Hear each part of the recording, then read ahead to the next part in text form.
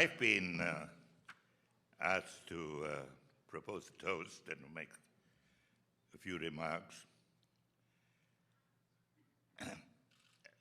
Let me begin by saying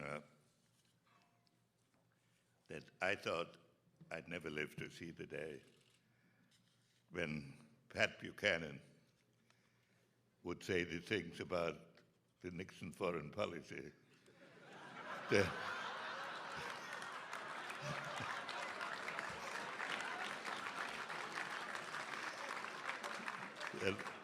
that I have just heard at so the age of conversions. It's not over. But it's a good way to begin explaining the historic achievement of Richard Nixon. When Richard Nixon took his oath of office, 550,000 Americans were engaged in combat. America had no relations with China. The Soviet Union had just invaded and occupied Czechoslovakia. No negotiations with the Soviet Union were going on. Middle East diplomacy was totally stalemated, and the major countries of the Middle East had broken relations with the United States.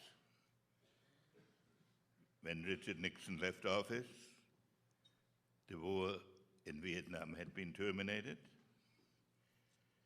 A permanent dialogue with China had begun. Sweeping negotiations on the nuclear issues were being undertaken with the Soviet Union.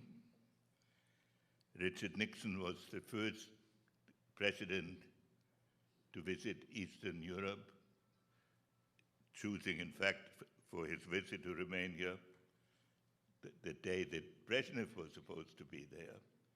And they had to paint over the signs for welcoming Brezhnev to welcome Richard Nixon.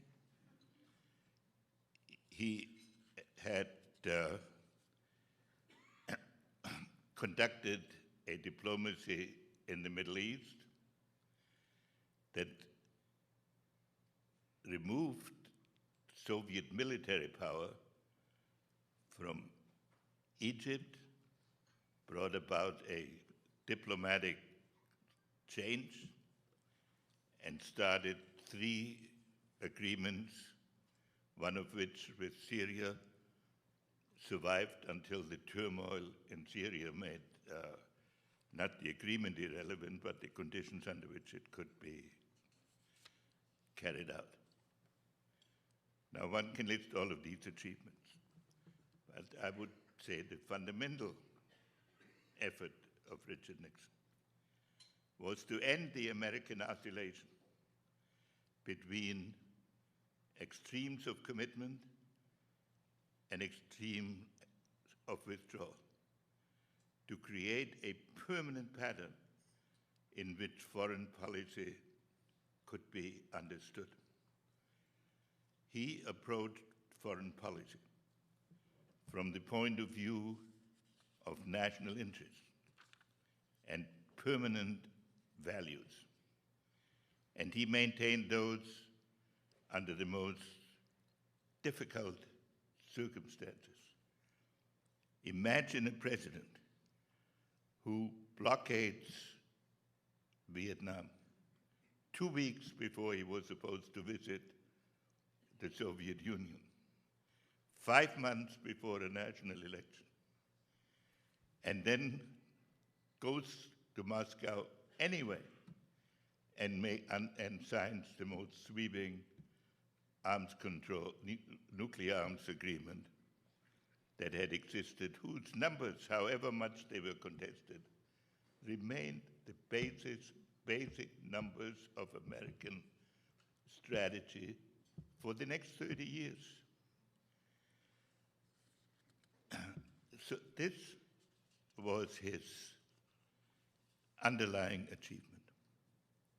And he brought this about because he reflected the qualities that make a great leader: courage and vision. You need courage, you need character, because the key decisions are very narrow. You need courage to be willing to walk a lonely path on innumerable occasions. I witnessed Richard Nixon making decisions against the advice, sometimes of the majority of the people around him, and certainly in the face of enormous media opposition. He would say, you pay as much of a price for doing something halfway as for doing it completely. So you might as well do it right. That was the Richard Nixon, who set a standard of foreign policy vision and had the courage in the midst of great crisis to hold fast to the visions he had developed in his Quaker youth, but he also knew that peace has two elements. It has to have a balance of power, and there has to be a sense of justice. He worked on both, and he created a set of international policies whose main outlines survive to this day. It was my privilege to have been permitted to work with him. 40 years ago, on this precise day, I sent him a cable that the Vietnamese had accepted what was basically the outline of a speech he had made the year before. He replied,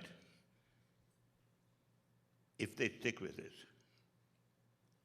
this will be the happiest birthday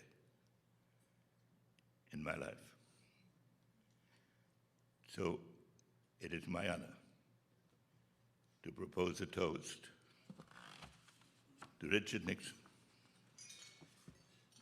patriot, president, and above all, peacemaker.